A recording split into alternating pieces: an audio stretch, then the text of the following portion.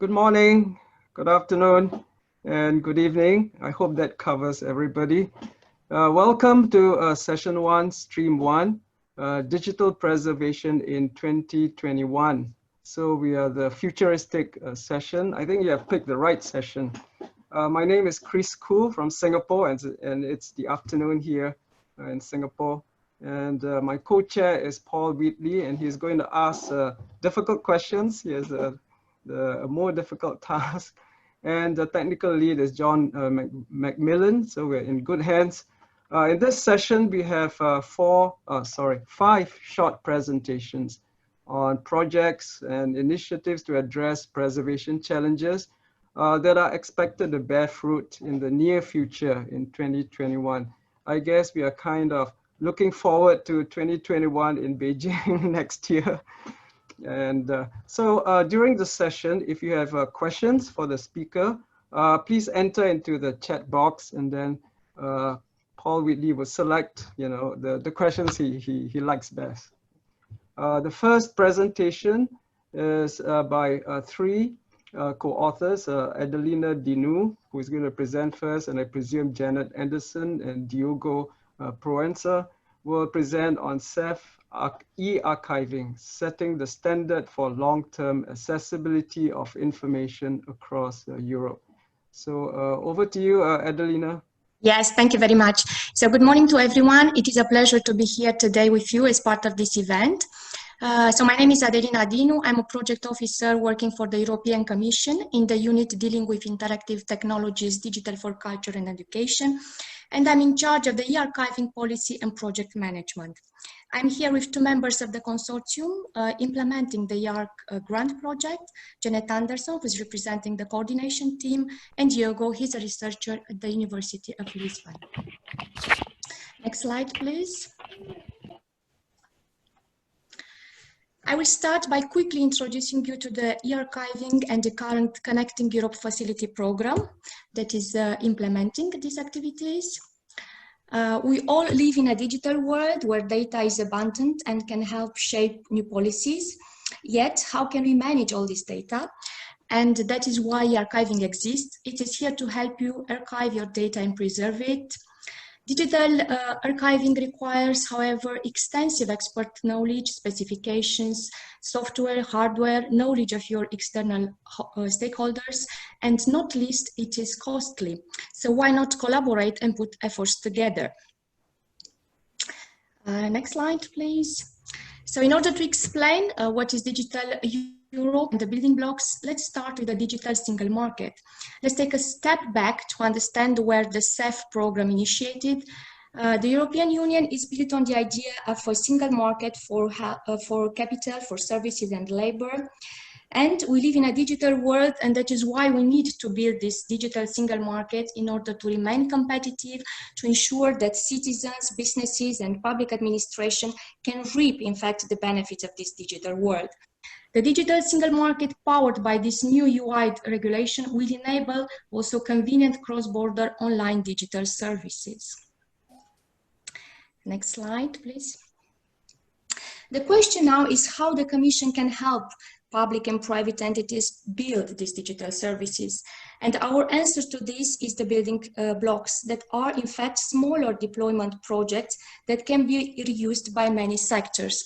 Building blocks are there to help entities to comply with the regulation of the European Union, and we provide standards that ensure systems can communicate with each other, as without these common standards, we would continue to work in silos.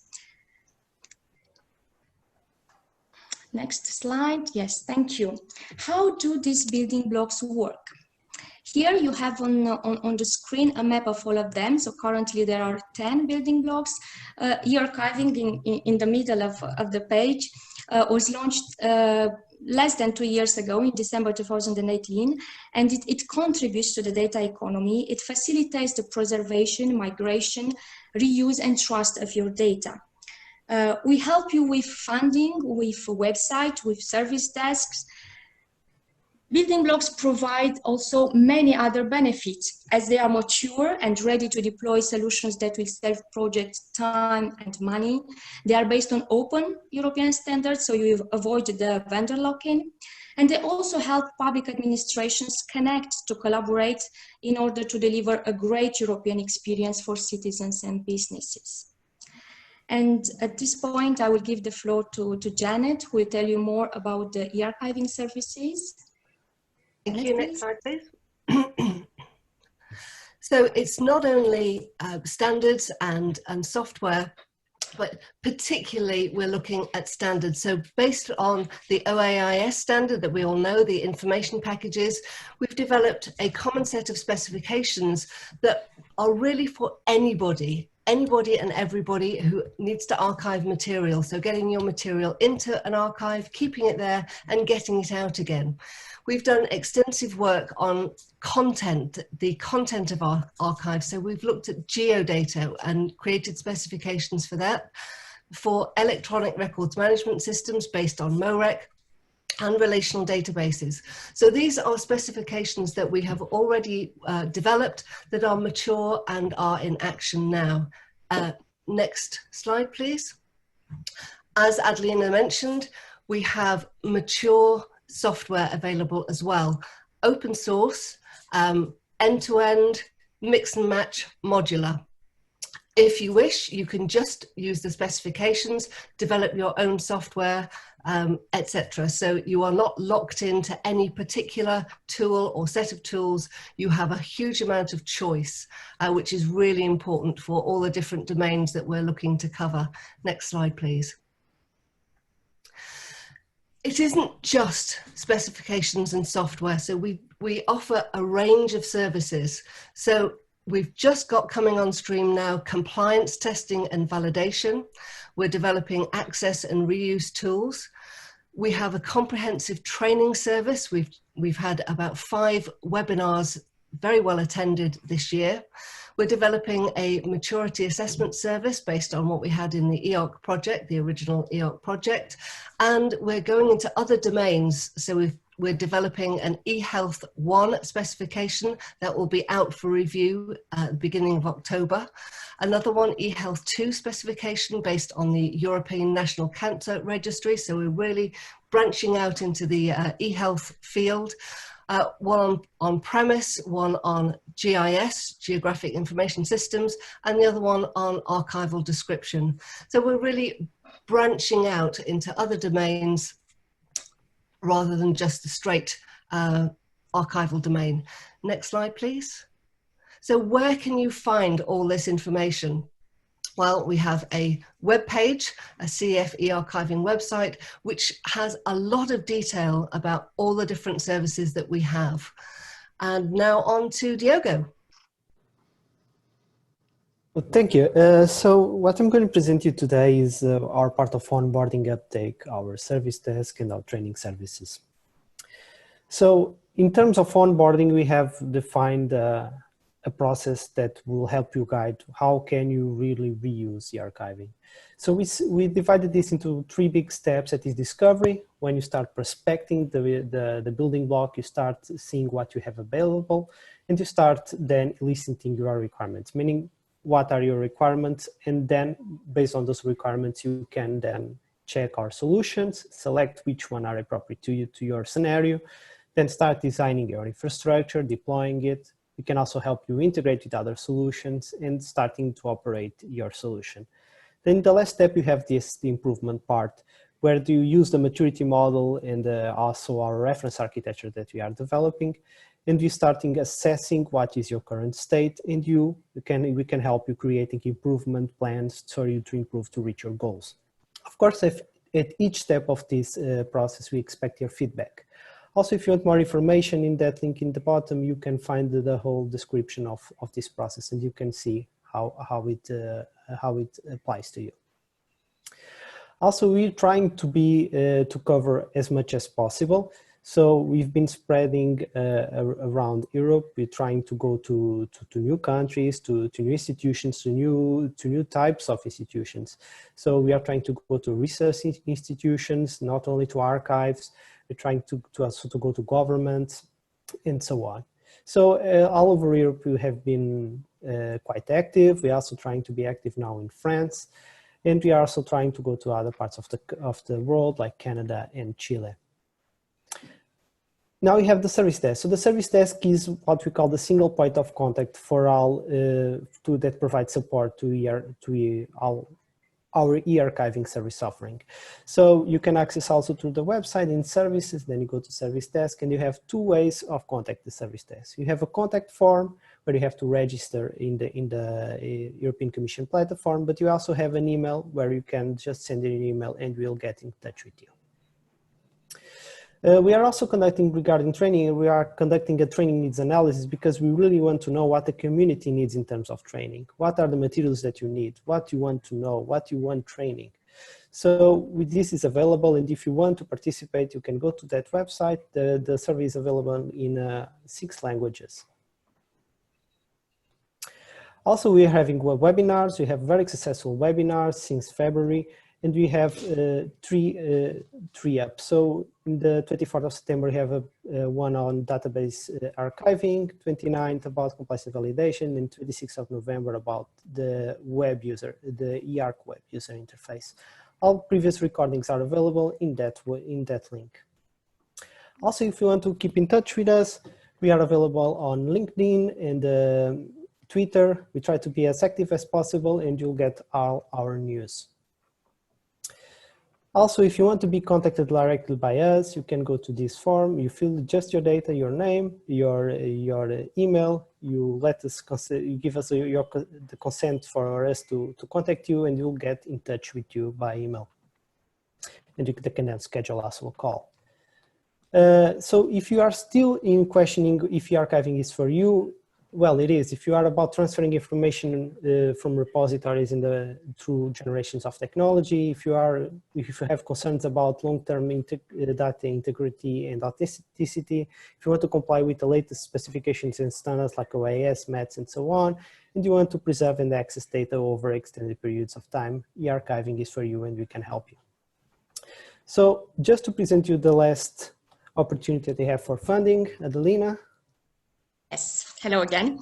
So I will end with some words about the call for proposals that we have currently opened for application. Next slide, Diogo, please. Yeah. So the open call is for generic services, and the total budget available is estimated at 1 million euro. It can cover up to a maximum of 75% of eligible costs. Proposal requesting a contribution in the order of 250,000 are expected. Then there are obviously some requirements for the consortium who can apply, and these are basically that only at least 3 entities, public or private, based in at least 3 member states or European Free Trade Association member countries can participate to the CEF Telecom program, can build together a consortium. And here you have all the dates. The call was opened on the 30th of June and it will close on the 5th of November. So 1.5 months to go. The proposals will be evaluated between November this year and January next year. And then we are expecting for the grant preparation and the signature of the contract to be between May and August next year. The indicative duration of the mission is 18 months. Can you wrap up so that we can maybe ask a question? Is there any question or we will take the questions at the end? Yeah. And the last slide. So here I will not read all the information. You have it on the slide. What is most important is that there are 3 activities that are funded. The first one is mandatory, the adaptation of the archive to the archiving specifications, and this will be proved by the XML schema validation and evidence. And this activity can be also complemented by 2 optional ones, the second or the third, that can come as complementing the first one.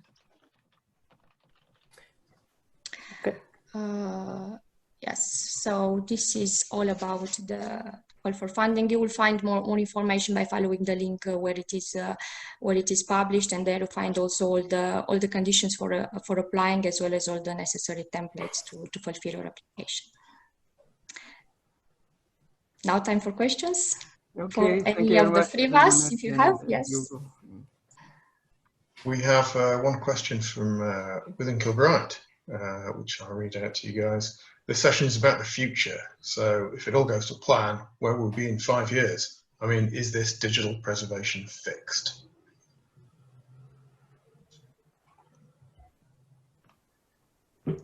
I think nothing's ever fixed, is it? Do we want to fix anything? No, it's always a moving target, isn't it? I can follow up with another quick question as well, so we probably have time for that. Over the last few years, I've followed the development of the information packages, in particular, the specifications for information packages. I wondered what kind of engagement you had with repository vendors, what kind of uptake or interest there's been in adopting those specifications, which is obviously quite a big step for a vendor to go in. Diogo?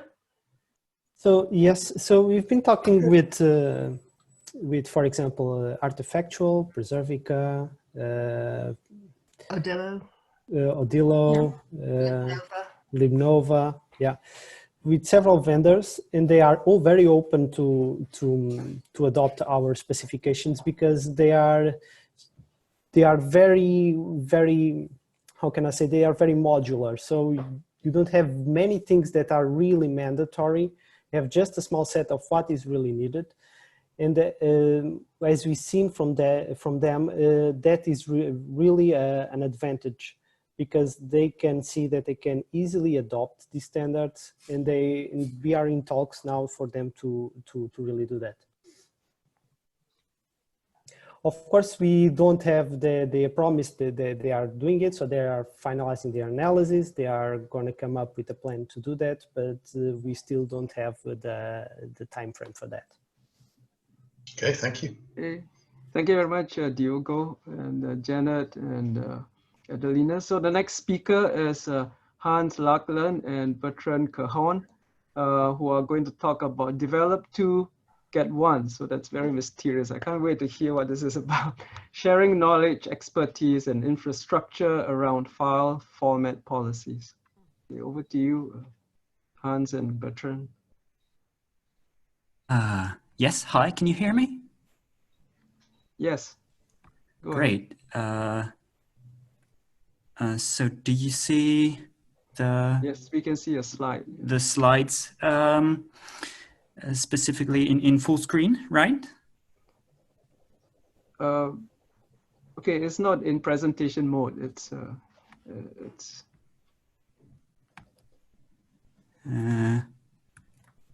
You can see it and read it though, it's not a problem.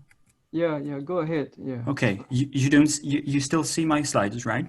Yeah. Go Okay. Okay, thank you for your introduction, Chris. So my name is Bertrand Caron. I'm a metadata librarian at BNF, the National French Library. And I'll be speaking with my co-presenter Hans Lachland, who is a project leader for a project Preservation Watch and Preferred Formats at the Dutch Digital Heritage Network. So this presentation discusses the collaboration of BNF and the Dutch Digital Heritage Network on file formats policies. Our two institutions launched in 2019 parallel initiatives on file formats policies and are now working on the first outcomes. We recently discovered common points between our approaches, and we're willing to develop collaboration through 4 common orientations. We'll present the expected significant outcomes of the collaboration, and we will conclude with the benefits of our collaboration for the digital preservation community and for each other's project. So please gear us, because file formats expertise is a team sport. Now, can you see the second slide? Do you want to just no, not yet. Okay. Yes. Sorry. So what do we have in common? So both think file format expertise is a team sport. So both aim at creating an experts group where questions of file format can be addressed in the perspective of long-term preservation. The groups are meant to be permanent and cross-domain. Neither of them pretend to provide recommendations. Instead, they intend to help institutions in taking informed decisions on file formats based on self-assessment. Both acknowledge that the digital preservation community has now produced major resources. In particular, databases on file formats are available and contain invaluable, structured, and machine actionable knowledge. Unfortunately, a vast majority of these resources are only available in English. Both initiatives want digital preservation to talk in other languages. So now a quick overview of the parallel approaches. So from the BNF point of view, since 2018, Born Digital content has entered the BNF collections on a more extensive basis, either acquired or donated or obtained by legal deposit. The institution consequently decided to revise and extend its file format policy, which led to the creation of an internal experts group with new contribution and communication methods, in particular through a GitHub wiki. This initiative really started in 2019 and greatly benefited from the lockdown, as the BNF production tools remained inaccessible for a majority of agents. It has proved instrumental in conducting studies on format migrations and defining a common framework to work and talk about file formats for long-term preservation. Simultaneously, BNF actively participates and provides expertise to a newly created National Watch Unit composed of members of libraries, archives, ministries, and national institutes under the authority of the association Aristote. The National Watch Unit defined 4 priorities: making translations of major English resources, developing knowledge about file formats and tools, providing an inventory of existing files corpora, and producing a registry of experts, both institutional and personal, both national and worldwide. Like the Dutch Digital Heritage Network, our long-term goal consists in extending a national pool of expertise that could both work on adapting resources to our national context and collaborate more efficiently with the international digital preservation community.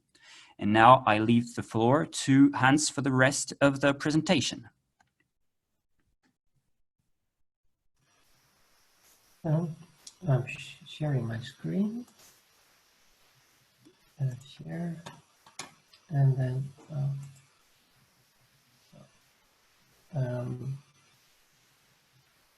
yes. My name is Hans Laagland, and I'm working for the Dutch Digital Heritage Network as a project leader. We're running a project about preservation watch and preferred formats, and the goal of our project is to implement preservation watch and preferred formats in a preservation strategy of the institutions. And with the exception of initiatives taken by individual heritage organizations, there is no cross-sectoral concentration of information on file formats in the Netherlands. Therefore, the project decided to form, among others, an expert group on file formats with the network as a starting point. And as a second deliverable, the project is developing a website, and the website is a step-by-step plan for compiling a policy on preferred formats. An important part of the expert group in the making is expertise promotion within the Netherlands and in international contact, such as with my new French colleagues. Members of the expert group in the making are preservation officers or specialists in preserving digital heritage from medium-sized and large institutions. And you can see the institutions that contribute by the small logos below the screen on the slide. Altogether, studying file formats is labor intensive, and in the end, we think there is a need for collaboration in studying file formats so that organizations can benefit from each other's expertise, both nationally and internationally. And this in turn contributes to institutions in making their own policy on file formats. And that's how we started our collaboration with BNF. And after identifying our common orientations, which Bertrand already spoken about, we at BNF and the Dutch Digital Heritage Network, we came up with 3 possibilities for collaboration. The first possibility for collaboration is to be aware of our coming working plan and a shared agenda. This means exchanging knowledge, bringing resources and knowledge to each other's community, and this also means translating a lot of content. The second possibility for collaboration is about exchanging the approach and the experiences from both the National Watch Unit and the expert group on file formats. Each other's insights will be a source of inspiration for both our initiatives. And the third and last possibility for collaboration is about exchanging knowledge on setting up a data model for describing file formats. The description will cover both technical and organizational aspects based on a given level of knowledge about the file format. And of course, this includes making use of existing knowledge bases like Wikidata for digital preservation and Pronom. But we also think that by creating a combined interest group, we can bring our interests to the representatives of the knowledge bases. So, time to wrap things up. As you can see in our final slide, we have 2 soccer players and changing flowers after or before a match between France and the Netherlands. Well, we think it says enough. File format expertise is team sport. Let's all collaborate. We have introduced you to how we think our collaboration will help us share knowledge about file formats and file format policies within our projects and between our projects. And now, we'd love to hear from you by contacting us, and our contact information is on the slide. Thank you very much for your attention.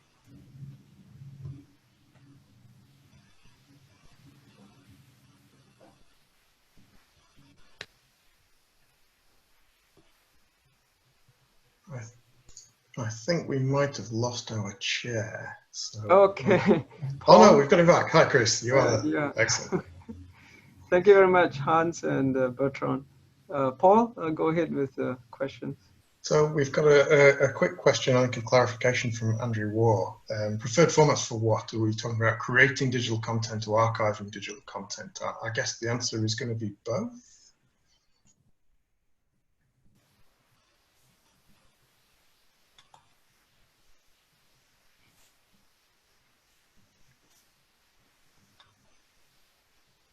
Excuse me, I missed the question. That's okay, I'll repeat. So Andrew asks, are you talking about preferred file formats for what? For creating digital content or for archiving digital content? I guess you're thinking about both. Yeah, for our project, it's especially for archiving. For archiving. So we were trying to help our institutes to so they can make their own policy on file formats, but especially from the point of archiving the file formats. Another question from William, who brings up the topic of translation. So, I mean, this is something that we think about quite a bit at the DPC. One of the barriers around international collaboration is the different languages that we use, and I think that certainly comes up in the file format area. So is that something that how have you found sort of dealing with that issue and looking ahead to perhaps further collaboration with other organizations internationally? How do we address that issue of language? If I may, so the first thing is that we have a full stream, a pool of persons in the National Watch units that are devoted to this work, and that tries to identify the major resources that we think need to be translated. And so we started last year with the NDSA levels of preservation, and we're currently working on the translation of the DPC handbook.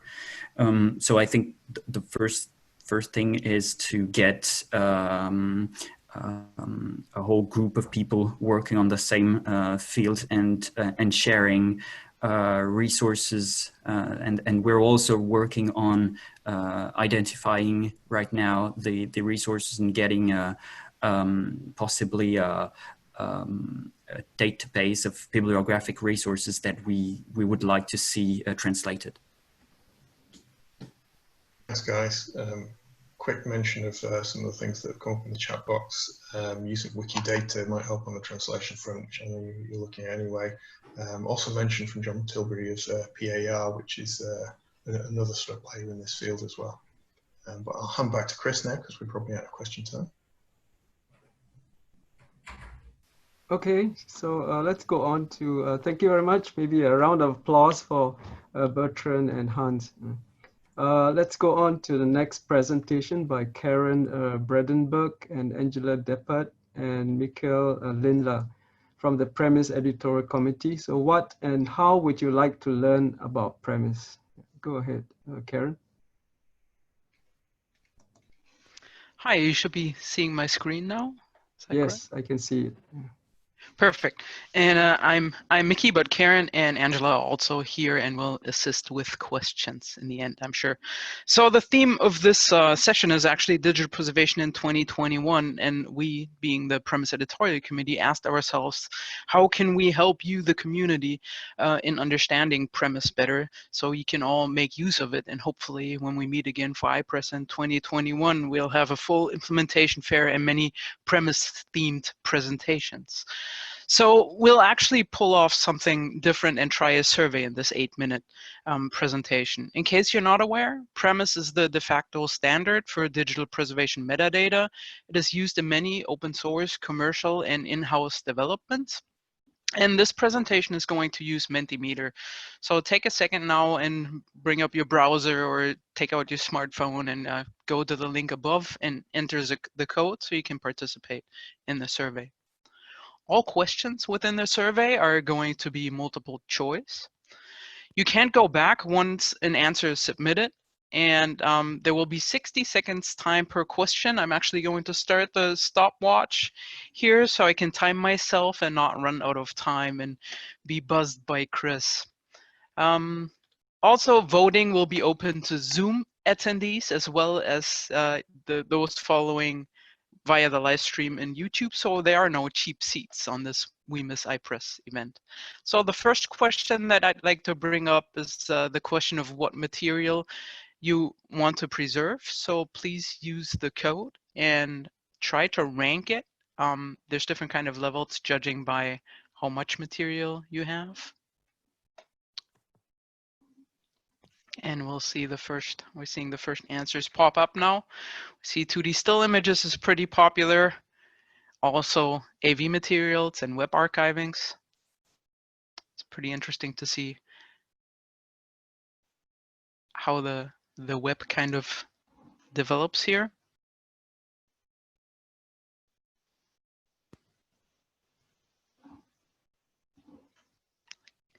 Give it a couple more seconds. This is a bit of a hard question to answer, I think, because there's many options that you can click.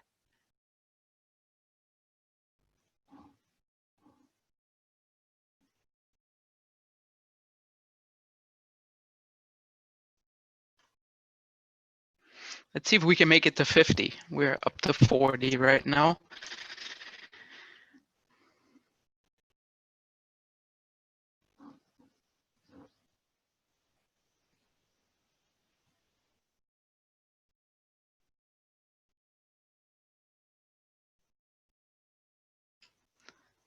$46. 4 more. Perfect. Awesome. That's a really good response. So feel free to finish that screen if you're still doing that. Alas, the next question will be, we'd like to know how you actually use premise. Do you use it more as a conceptual model so you don't have it implemented, but you look at premise to better understand digital preservation? Do you use it as part of an off-the-shelf system? So you bought a system that implements premise and you don't really have that much control of how it works. Do you have a customized in-house development where you can implement your own profile, or maybe you even build your own software that uses premise or creates premise metadata? Maybe you're not aware whether your systems actually use premise and it all takes place under the hood, or maybe you don't use premise at all. These answers should be a little bit easier than the previous one. Again, the reminder that you can choose multiple answers.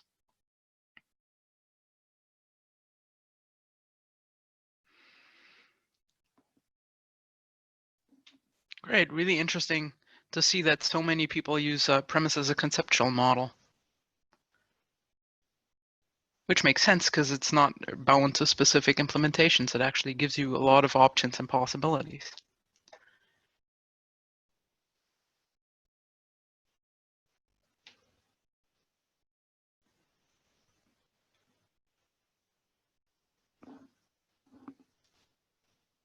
Thank you. The next question is going to be, what about premise would you like to understand better or discuss with others? So this is more from a theoretical point. If you think about what you would like to know to understand premise better, why do you even need it? How can you get started using it? You'd love to hear a brief intro into the premise data dictionary, more of an overview, or you'd actually prefer a deep dive into the premise data dictionary where you find like-minded preservation folk to deep dive into semantic units, or whether you're really interested in conformance with premise.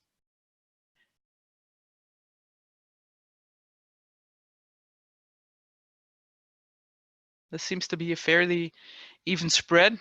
Happy to know that a lot of people don't or are aware of why they need premise, but I think even if you think you might know why you need premise, it's always worthwhile to revisit that question and see what aspects of the data model or the data dictionary you might not be familiar with. Perfect. Thank you very much. And now to look at this from more of a practical application side. The last question was more about the theoretical groundwork underneath premise, but this is more about the actual implementation stories. Would you love to hear or to actually see in a webinar or through other means how premise works in end-to-end digital preservation systems? Or learn about how you can integrate premise with your other metadata that you use or other systems within your workflows? Would you love to hear problem-specific best practices where specific institutions showcase how they use premise for the different materials that they preserve or for different kinds of preservation scenarios? And similar, would you like to hear real-life implementation stories?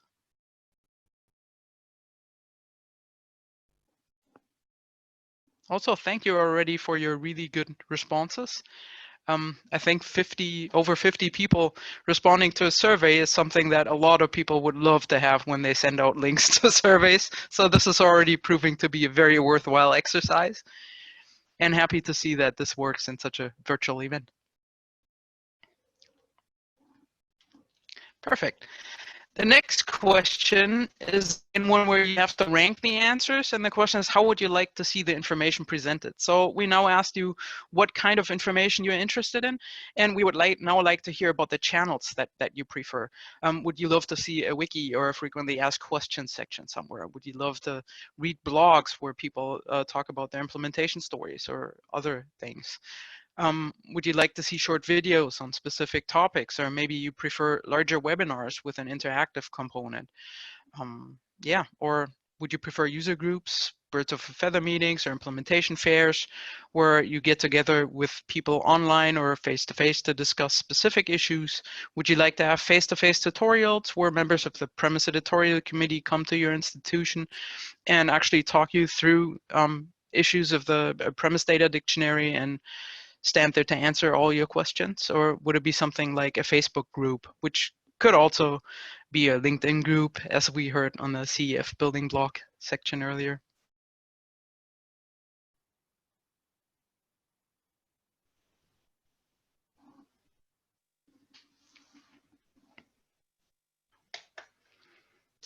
Perfect. We see that how-to guides, checklists, webinars, and short videos are really popular.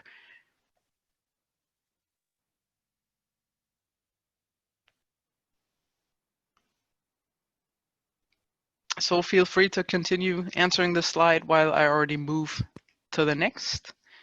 And actually, last slide in the survey section, it's an open end section where you can now type in a chat box anything that we missed. If there's any other topics that you would love to see covered, information channels you'd like to suggest that we missed in the previous slide, where you could rank different information channels, or any other comment that you have to us as the Premise editorial committee.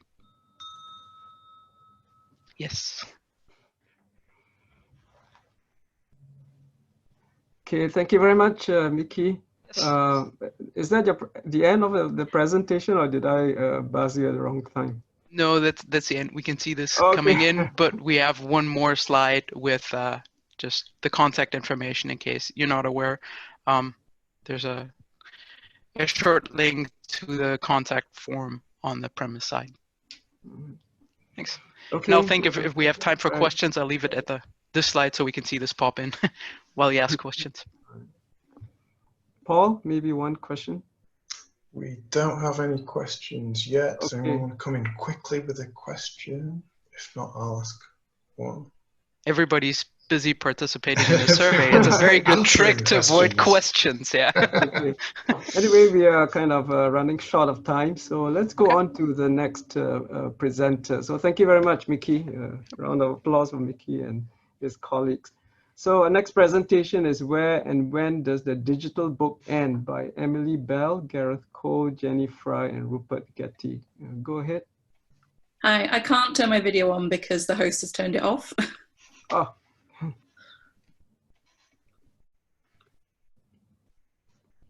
So yeah, my video is not on, I don't think, but I can start anyway. Oh, there we go. Hi. Okay, so hi, I'm Dr. Emily Bell, and I'm a research associate based at Loughborough University, UK, working on the community-led open publications infrastructures for monographs project, COPIM. So COPIM is a 3-year project which is funded by Research England and Arcadia. And it's created an international partnership of researchers, universities, librarians, open access book publishers, and infrastructure providers, aiming to build community-owned open systems and infrastructures to enable open access book publishing to flourish. So these systems and infrastructures will be collectively managed for the common good, is the idea.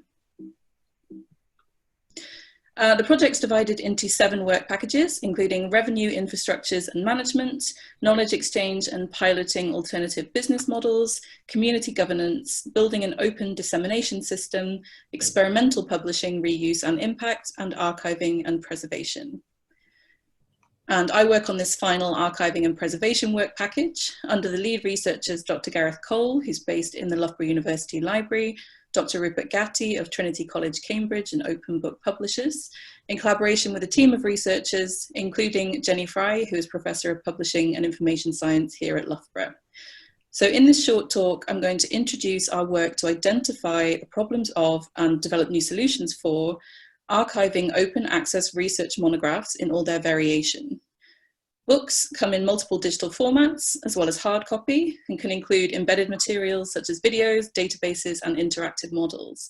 So how can we archive this range of material as a book in a cost-efficient way that takes into account the complex legal issues? What technical interventions are needed to facilitate this kind of preservation? So our work is still at an early stage. I joined the project about 6 weeks ago, but in this presentation, I'll highlight some of the issues and some possible directions we've identified so far. So we'd be very grateful for thoughts and feedback on these. So last week, we ran a workshop on these topics with participants with different expertise in digital preservation. I'd like to pull out some of the debates that arose from this workshop, thinking specifically about 1, the boundaries of the book, 2, social and cultural barriers to digital preservation, and 3, future-proofing preserved digital objects.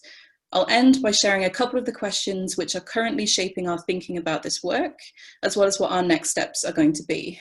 But really, we're here today because we'd be grateful for feedback from the attendees of We Miss iPres as we move forward. So in terms of the boundaries of the book, what we're talking about here is embedded materials and links of various kinds, whether to articles and websites online or videos, databases, and so on. These questions on the slide are the kinds of questions that were raised by our workshop participants, particularly 1, how do we know what's there and what should stay connected to the book? And 2, how do we deal with content that relies on third-party services?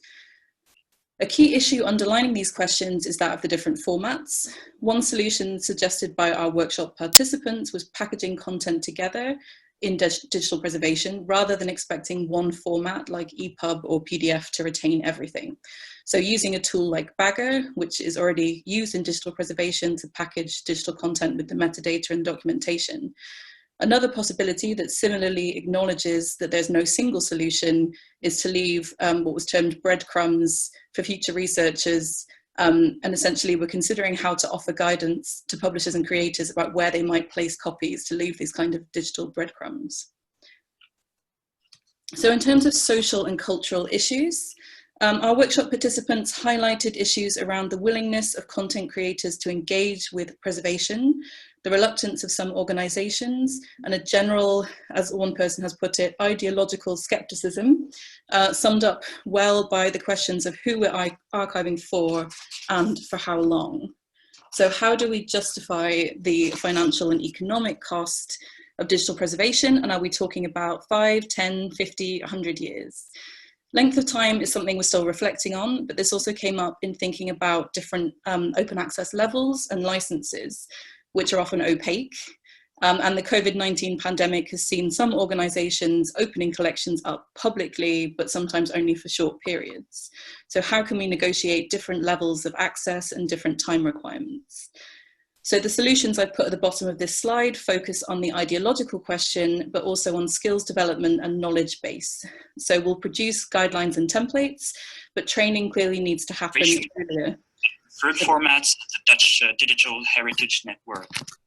Oh, someone else speaking? Okay, so we're hoping to produce guides and templates, but training clearly needs to happen earlier for content creators. As we're focused on academic publishing for the COPIM project, we spoke about ways of integrating training into the professional development of researchers. So we'd appreciate feedback from attendees about what's worked for them in terms of training. And we've heard from several people that preservation is not taken as seriously as it should be across the scholarly publishing sector. Advocates in specific domains and academic communities can disseminate knowledge and shape best practice within those domains. Workshop participants mentioned the importance of personal relationships, meetings in person, and so on in getting content creators on board with these questions as early as possible in the publication process. So Karen Hansen, who took part in our workshop, will be speaking on some of these questions later in the conference. But a key question is, what is it possible to preserve at scale? And this involves thinking about what is not going to be possible to preserve well. So Hansen has suggested essentially producing a risk assessment that identifies problems and gives alternative routes with a better chance of long-term survival. In terms of solutions, one thing emphasized by workshop participants was that we should be flexible in the decisions we make now, bearing in mind what might change in future. As such, packaging several documents together might be another good answer here, and might make it possible to make necessary changes in future rather than preserving a book as a single file. So ultimately, a looser definition of book might serve long-term digital preservation better. So these are some of our overall questions that are shaping our work as we go forward. And this has been a very early snapshot of our work, so we would welcome some thoughts on these, including what technical interventions can be made and how much might be automated. What are the legal issues and how might we overcome them? Bearing in mind the borderless nature of the internet, meaning we don't necessarily know where this embedded or linked content is coming from. and that open access publishing means we need to be aware of this at a very early stage. So where are the best places to put things? What are the frameworks we should consider? Our workshop participants agreed that guidance about the best way of supporting these kinds of rights would be useful. And finally, how can we do all of this in a cost-efficient way, particularly for small presses? So in terms of our next steps, we'll create use cases of where people are to benchmark and evaluate how we can improve. And then some technical specifications based on this, followed by some proof of concept archiving to show how it might work. And finally, we'll focus on the design and implementation of an ongoing sustainability model for software. So thank you very much. Thank you to our workshop participants who are all acknowledged here for their feedback. If you'd like to find out more, please do get in touch using the WP7@COPIM email address. And thank you very much. Thank you very much, Emily. Wow, I think you have jumped in the deep end. It's a difficult project. Okay, over to you, Paul. Yeah, I'd agree with that. I mean, as one of the organisers of the workshop recently and participants, I sort of went into it thinking, well, this is a really challenging area, and came out of the workshop thinking, actually, this is much more challenging than I first thought, despite the fact I was already a bit apprehensive about it. And we've got a question from Andrew Warwood, which I think adds to that. It's a very multifaceted problem. And Andrew says, what about the moral rights of the creator to define the domain of their work? Where to even start going about answering that one, Emily? Can you have a go? Well, so that's something that's been interesting in the workshop, in that people mentioned when it came to archiving of journals, that's what happened. Like, they took their definition of articles and so on from the journals and then preserved it that way. I think it's a bit harder with book publishing because there's a lot more variation. So yeah, I think ultimately we all agree that the creators need to be brought on board with these questions as early as possible. But yeah, it's a difficult problem. I don't know if Gareth is also here. I don't know if he wants to add anything to that. No, I mean, just to reinforce what Emily said, really, I think it's a very important point. And I think that's one of, I think increasingly we're coming around to the fact that the author, the creator, whatever you want to call them, of the book, needs to be involved, needs to be aware, needs to know what happens to the material once they've basically finished their part of the writing of the creation process. It's not write and forget about it, it's write and something else happens to it. So there needs to be more awareness, I think, at the author stage, as Emily's highlighted. Thanks very much, guys. Back to you, Chris. Okay, thank you very much, Emily. The last presentation is on sound and vision and multimedia, maybe. No, it's on enabling software presentation by Jesse DeVos. Yeah, over to you, Jess. Yes, thank you, Chris. I hope you can all hear me. And yes, loud and clear, and yeah, we can see your slide. Okay, great. I'm having some slight hiccups in my internet connection. I hope that's not an issue for anyone else. So let's see how we go. Thank you also to the organizers for putting this together. It's really interesting and good to be in touch in this way. I wanted to present to you today a project that we're doing in the Network for Digital Heritage in the Netherlands.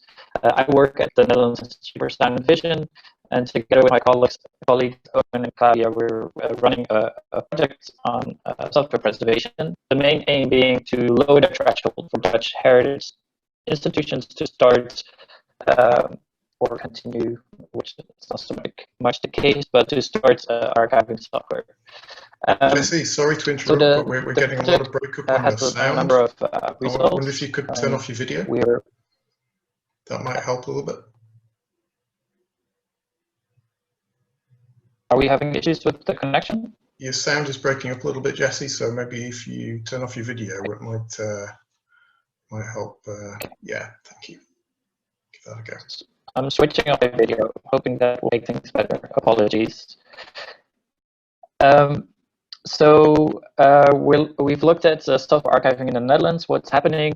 Then we're looking at a number of use cases around emulation as an exit strategy for software, browser emulation within the same framework, And we're also we'll be looking at preservation metadata for software and legal recommendations for people who want to start doing software archiving.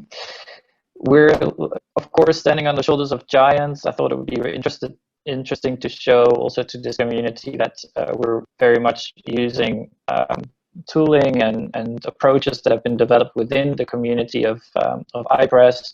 So we're looking at the EASY projects from the Software Preservation Network. We're collaborating with OpenSLX that have developed the emulation framework. We're looking at Rhizome and their work that they've done on browser emulation and web archiving in general. So there's a lot of things that come together in this project. So I don't think what we're doing is necessarily new. It's more about bringing all these things together and making it more accessible to the data heritage sector. So I started off trying to do a survey, but pretty soon realized that there was no real quantifiable data on institutions archiving software at present. So in the end, we went with a number of interviews of institutions that have started doing some software preservation, which is very often in a sort of R&D stage. So it's not really a part of policies of institutions at present. And from these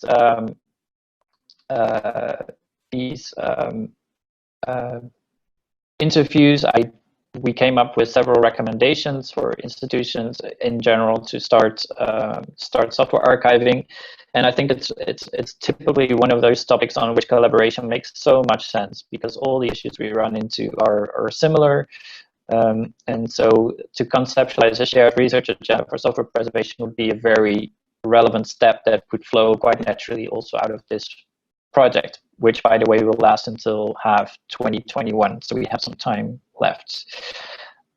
Also, I think it's very important that software preservation becomes a part of preservation policy at the institutional level. Right now, it's sometimes touched upon very vaguely, but there's no real policy behind it, so that makes it quite difficult to create sustainable efforts apart from the R&D types of projects that are being done. Also, to investigate the possibilities for a nationwide shared emulation infrastructure. I know the EASY project is a great example of how that might look. We need to invest in archivists with better IT skills to use the solutions that are offered around emulation, for instance, and we need to intensify collaboration with international initiatives. So we looked at a number of use cases from the Netherlands. So we looked at Commodore video games from the Regional Archive of Alkmaar. We looked at Quark Express files from at New Institute for Architecture and Design. And we ourselves from Sound and Vision have a collection of PC video games. We wanted to evaluate the use of the emulation as a service environment developed by OpenSLX and Freiburg University, and evaluate it in terms of the quality that it offers, the costs involved for setting it up and maintaining it, and just to give a better picture to institutions who want to start using this this framework, what it entails and what it can and cannot do for you. So again, looked at Commodore games, and we used the Vice emulator for that. We did some tweaking to make sure that the emulation worked as good as possible, and then we developed a test survey for feedback. So we had people playing these games that knew the original games and evaluate the authenticity in the emulation, but also looked at ease of use of the framework and provided some feedback to OpenSLX also on the interface. The same goes for New Institutes. Here it was a little bit more specific, creating specific environments within the framework for emulation. And we again tested the results with the end users of these Quark Express files. And the same thing for our own collection. This proved a little bit more difficult. That it's one of the challenges of emulation is the graphics side of things. So we tweaked quite a bit, but couldn't always get the great results that we were looking for. But we trust as well that there will be future developments that might facilitate this better. So another use case we looked at was quite different, was browser emulation. As most of you will know, it can be an issue in rendering archived websites in present-day browsers. Sometimes they will look very different.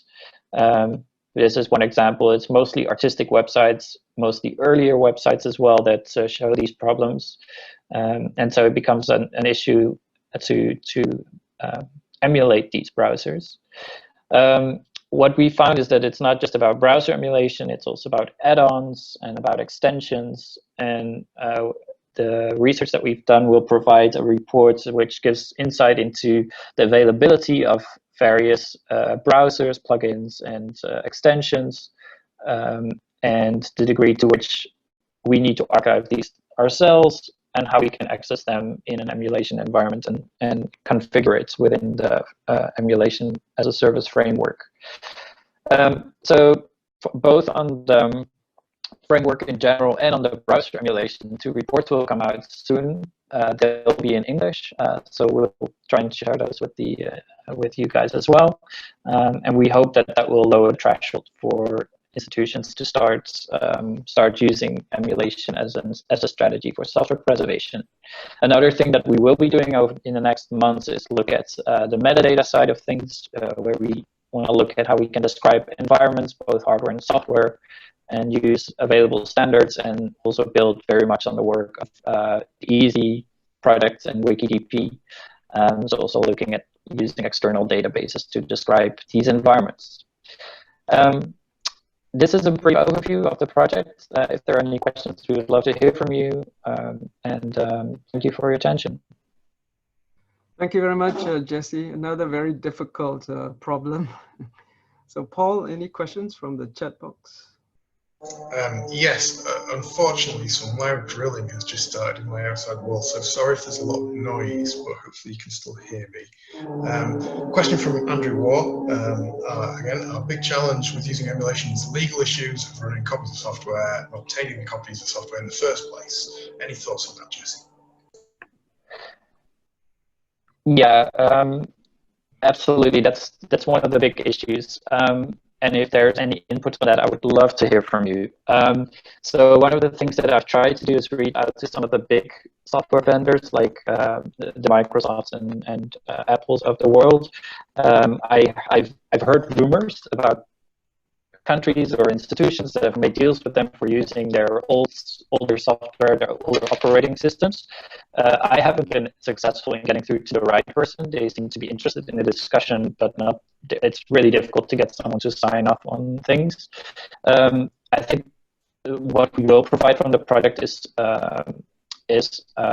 so for instance, the stuff that we do with games, and the regional archive in Alkmaar does the same thing, is we approach game developers that are quite local or national, and they're actually honored to be in our collections, so we can make agreements with them about what we are and are not allowed to do with games that we get into our collection.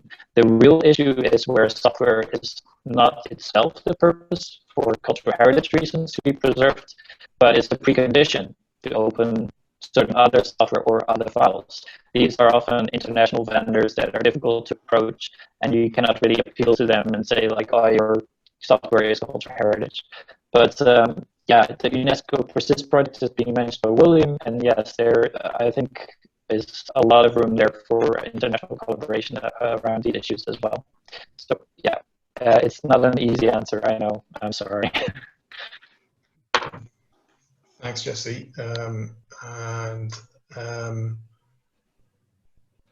Tobias Stanker is going to talk a little bit about legal aspects in the next session, stream 2 as well, so that might be one to follow. Have we got time for another question, Chris? I think we probably maybe have. Just one. Okay, one question. Quick question on software as a service, software preservation from Zijin Chen. Does that mean every time we try and visit software, it will take time to start up? So what's the kind of fire up time when you're using software as a service? And did you find that to be a problem, or was it actually quite fast and not really an issue? I'm really sorry, my internet connection is giving me issues. I couldn't quite hear the question. I apologize. The question is about using software as a service and having to fire up the software. Is there a long delay? Is there a lag in getting it up and running?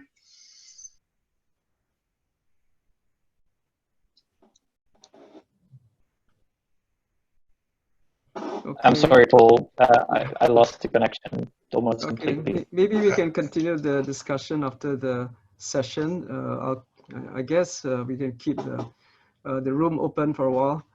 So we have come to the end of this session, and we have looked at a range of challenges, and they seem very difficult challenges, and I'm not sure they can be addressed by the time of next IPRES in Beijing.